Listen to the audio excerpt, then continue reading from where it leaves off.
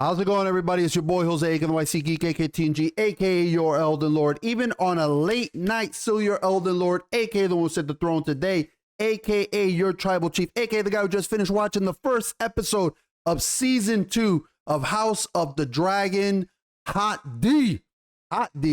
What did I think? What were my thoughts? Because my expectations are high for this show. All right, last season was phenomenal. This show got me caring about the world of Westeros once more, which was that was quite a feat. That's quite a feat, especially after those disastrous later seasons of Game of Thrones, and they ruined my boy Stannis. But I gotta be honest, as hyped as I was for the season, I knew I was gonna be a little sad because, you know, I was gonna be a little sad coming in. I knew I was gonna be missing King Viserys, my favorite character of last season, if not he might be my second favorite character of Game of Thrones, because my number one character is still Stannis, man. But he might be number 2.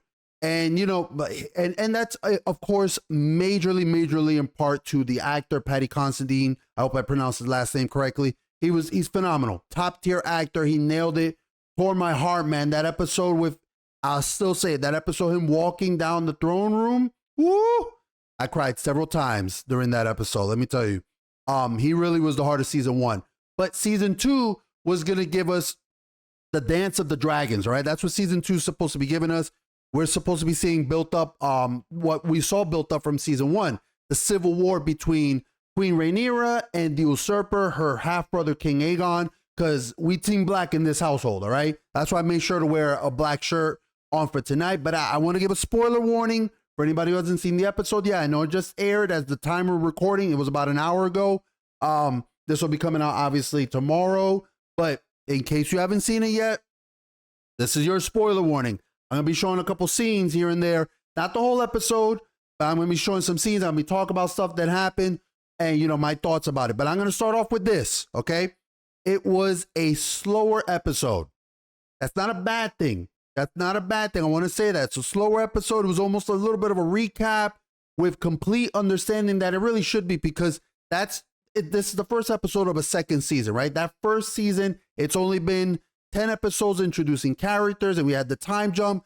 That still might be a little fresh for some people, especially been that first season was 2 years ago. So they were taking a little bit of time to kind of recap a few things. And that's not to say that stories weren't moved forward. One of the things that I really enjoyed is that even though they did do some recapping, right, it never felt like it was stagnant. It felt like they were like showing you where things are going, while showing you still talking a little bit about what happened and what they were doing beforehand. So I really like the way that they did this kind of recap. I thought it went well. It's just there wasn't any action, you know, and if you know me, I don't really need swords clashing every 2 seconds, right? I like intrigue, I like character development, I like dialogue, I like proper narrative. In this episode, we had that. So, you know, it's just that we have the two sides really realizing that the war is upon them, right? They are not going to be able, there's no coming back from this. Not with what happened with Aemon and Lucerys last season, okay? So, but they're getting their pieces in order, and that's what this episode really was about as well. The two sides are trying to get their pieces, they're rallying flags, and to some, like Daemon and Aemon, they're taking way too long. And I love it because, dude, Aemon's good, but dude, when any scene that Daemon is in, Matt Smith steals it. He's been doing it nonstop. This man is a master thief. Somebody needs to get this guy under control, because every scene he's in, he steals it. He just brings this tension, right? Because you're wondering, like, oh my God, what the hell is this guy gonna do, man? He's gonna fly off the cuff. He's just like a ball of rage and chaos. But you know, the others are trying to avert a war between dragons, which admittedly and understandably would be catastrophic to the realm. So I get that, right? So I like this episode. And I want to highlight something. I really want to talk about something. And it's that you can feel, I have some notes, so I'm going to be glancing at my notes over here. But I want to highlight something. You can feel every bit of this show's budget. You know how people have been saying the Acolyte costs like 180 million or something like that, and that it's like multiple Godzilla minus ones in a span of a few episodes, right? Not here. And people are wondering, where the hell is the money for that show? not here, man. You can feel every bit of this show's budget in the show, right? You can feel it with the costumes, the set pieces, the music.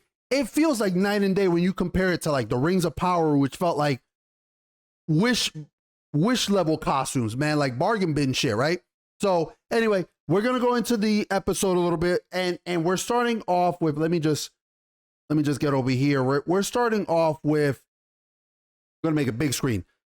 Right now, Jacaerys is at the wall. He is at the wall. He's in the north. He's doing his best to rally the Starks. Okay, and I believe this is Kragon Stark or something like that, and that might be Ice. I'm 99% sure that is not Ice, obviously, because that would be their Valyrian steel household weapon.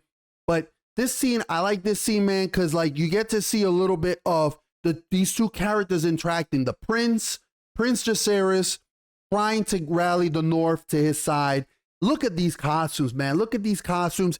They have this great piece with the Starks talking about how it is honor and duty. It is a duty and an honor for them to uphold the Night's Watch. Because remember, this was years before the Night's Watch really started to decline into what we saw in Game of Thrones. But I like this part, man. We get a little bit of the lore, a little bit of the Starks, you know, highlighting the you know, how they hold their oath and honor highly, but that they hold that oath to the realm even more than to whoever might sit on the Iron Throne, because they are there to watch the North, to keep an eye on what I think his name is Kragon Stark says. He's like, because Jacaerys is like, well, what are you guys guarding against, right? He's like, what are you guys guarding against? And he's like, dude, we're watching out towards death. Like, we're keeping an eye out on death here, right? And Jacaerys, I like it because Jacaerys sees this scene right here, right? He sees the vastness of the North. He sees the vastness and understands. And Kragon Stark tells him, he goes, you think my ancestors built this wall, 700 foot wall, to keep out some savages, some wildlings and whatnot? No, he's like, dude, we have a serious task here. We have a serious task, and I have to do what I can to keep. We have the Starks. We have to do what we can to keep death away from the wall, and that was dope. And I like it because Jacaerys isn't like some petulant child. It's almost like he sees that vastness, and it dawns on him like, oh shit, there is some. They are keeping something out here that we need to be grateful to the Starks for. So anyway, we go on to this other scene. We go to the next scene we go off to is just Daemon. Like I said, Daemon being a ball of chaos and rage, and he wants to get vengeance for Rhaenyra, though some of it clearly is his hatred for the High Towers, especially Otto. He hates Otto. He calls out Rhaenys, which I like. I like the fact that he calls out Princess Rhaenys for not attacking Aegon when she had the chance, when she was freeing her dragon, right? So like, it's kind of cool that he's like, dude, you know, like, what the hell, man? Like, you had a chance. You had a chance to end this war before this war even started. And he calls her out on it, but whatever, right? Do I agree with her decision? Not really. She probably could. I think she could have killed Aegon and not have destroyed the entire court. But, you know, look, that maybe she felt that was in her place. She didn't know where she was gonna, you know, what side to go on just yet. But I love it, man, because Daemon here, he's ready to fight anybody. He's still that Spitfire. He's ready to fight anybody, and he's a perfect mirror to his nephew Aemon, who is in the same position, but in Aegon's court. So both sides have these hotheads that they want to fight already, and I'm sure some of the fans are waiting for them to fight. But look, good things come to those who wait, right? So, you know, I'm gonna just say that we go through a couple seasons. We go through a couple scenes of Rhaenyra. She's still looking for something. She's still looking for something, and I like this, right? Because Rhaenyra is such a crucial character to this. She's the big power player. She's the leader of the other side, of Team Black. She doesn't have much in this episode, but the scenes that she is in are so impactful, man. Every scene that she shows up in this episode, you feel that weight. You feel the weight of a mother who has just lost her child and cannot grieve. you feel that sadness in her, man. She is trying to make sense of what the hell is going on, what the hell happened, how did they get to this point, and can't she can't grieve because she doesn't have anything. She doesn't even have a piece of her son, right? Like I love it, man. Like I love that. I think that's so cool that every time you see her, she's just such a great actress, man. She brings out this raw feeling of like, man, I'm a mother who I want to hurt the people who hurt my child, but I can't get to that point yet. I can't get to that point. No matter how much they may want me to be at that point, I can't because I need to mourn my lost child. And then I'm going to bring hellfire and brimstone. And that's some top-notch stuff, man. And this actress is amazing. Just let me glance. Like I said, there's that. And you get a little bit of that. You get a scene with Corlys Velaryon talking about the blockade that they're forming on King's Landing. But the next scene is what is really interesting. And I can't show you, I can't show you the full thing. Let me see if I can move it a little bit after it. Yeah, I could put it right here, right? I'll put it right here. So this next scene right here, we see Sir Criston Cole, who, I fucking hate this guy, dude. I hate Sir Criston Cole, and Alicent are getting their freak on, man. And you gotta wonder, right? It makes you want to load Team Green more because she's such a hypocrite. She's such a hypocrite. She's all holier than thou, and she's getting all with Sir Criston Cole, who I can't stand. And I get it. This guy's like my least favorite character in the show. Nothing to the actor. He's playing it phenomenal. He's playing it great.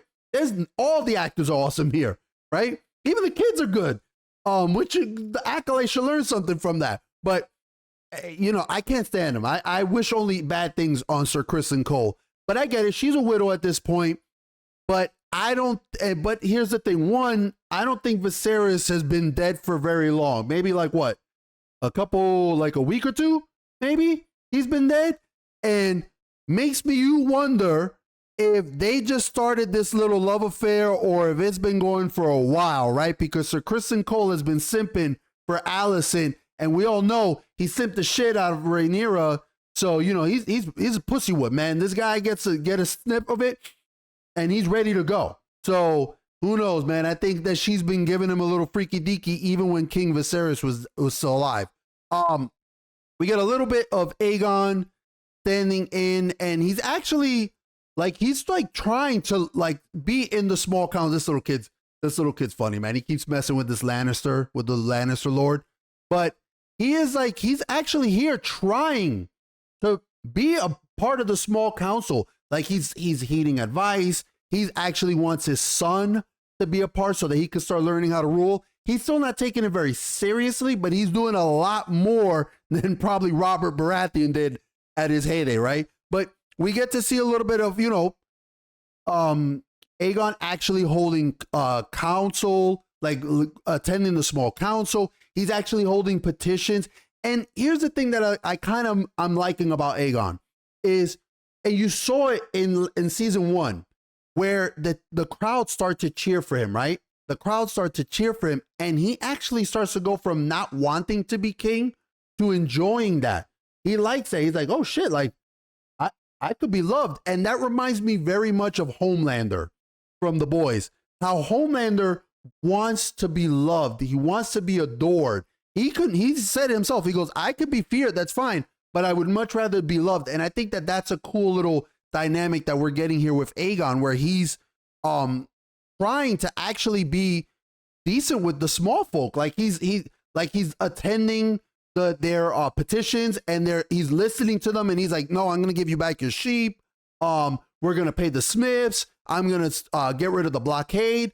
I like that. That's cool. But it also puts a little of a damper for Otto Hightower and for Alicent, because they are learning very quickly that they're not going to be able to just pull the strings and control Aegon and Aemon, the two brothers, the way that they had thought they might be able to. And that's going to play a little bit of part. And we already see the seeds being planted into Aegon about, yo, you need to get rid of Otto. You need to get rid of Otto. So we got that. Now, I'm going to touch this scene. I want to touch back on something I was saying earlier. This scene in particular, okay? because I want y'all to pay attention to the detail here. This scene is Queen Rhaenyra landing in with her dragon. And I love this shot, man. Look at the attention to detail here, okay? I want you to see this. Watch when the dragon lands, okay? Watch when the dragon lands, okay? Hold on, let me just load it up here. Watch this. She's flying in because these people found, it looks like these people found the ruins of Lucerys's dragon and her son. So she's like, yo, let me swoop in. Watch when this dragon lands. Hold on. Look at this. The dragon lands. Look at the sand. Look at the sand being moved. Not just there, but look at the wing touching it right there. Look at the sand being moved. Dude, I love this attention to detail. Right now, watch. The dragon's going to place its wing down, its claw and its wing down. Look at the sand. Shifting. That is such a great attention to detail, man. Look at this phenomenal CGI, man. This is some top-notch shit here, man. This is what we need to be seeing from all these other shows with budgets in the colossal millions, and yet this small attention to detail of just seeing this dragon, this beast land, this mythical beast land upon the sand and it just being blown away, it shifting and sand being tossed. That is what I love about this show, is that they make you feel the majesty of these dragons, man. You don't just feel like you're like, it's just dragons. Yeah, whatever. The CGI is phenomenal, man. And not just that, but I'm gonna touch on this quick scene right here.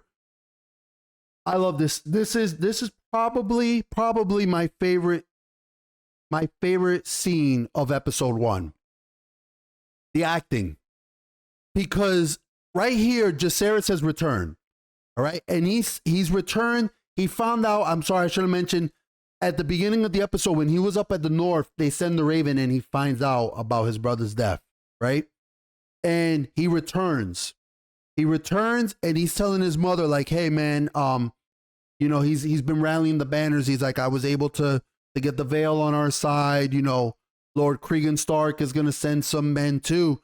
And he's trying to be the crown prince. He's trying to be the crown prince, and he's trying to be strong for his mother, right?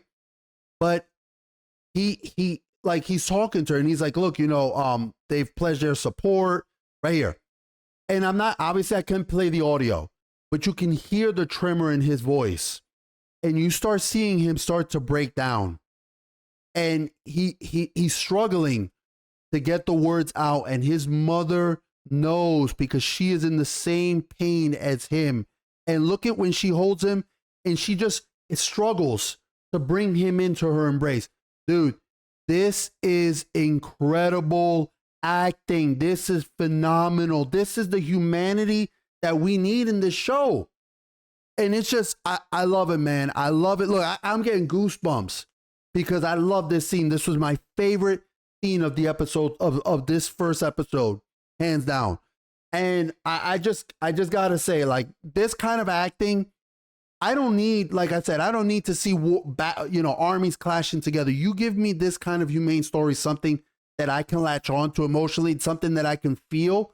I don't need grand combat, man. This is all I need right here. So I loved it. I thought this episode was great. The rest of the episode is a little bit of a plot that Daemon enacts to get Rhaenyra a little bit of vengeance. We'll see how that plays out, because I don't think she's going to be very happy about what went down. But yeah, man, this first episode, a lot of build up, a lot of reminding us where we left off, but pieces are being arranged and being moved forward. I thought it was great. I think this is exactly what we needed from a first episode. I'm eagerly awaiting when the Dance of Dragons truly begins. But this was a great start. I hope we get some more of this, man. So anyway, thank you so much, guys, for tuning in. I really appreciate it. As always, please hit all the buttons, the like, subscribe, yada, yada, yada. Thank you so much, guys. I hope you guys are enjoying it. Please leave your comments down below. Let me know what you guys thought of this first episode. What do you guys, I haven't read the books. I don't know. I know I know some of what happened in the beginning. So, but I don't know what's going to happen. Obviously we know what's going to, Joffrey spoiled some stuff for us, but this is this is going to be amazing. I don't know the journey getting to those points. So I'm excited. Tell me what you guys think. Leave your comments down below. I do my absolute best to respond to every single comment. Thank you so much for sharing your time. It's very precious. I always thank you guys for that. Please take care of yourselves and stay safe.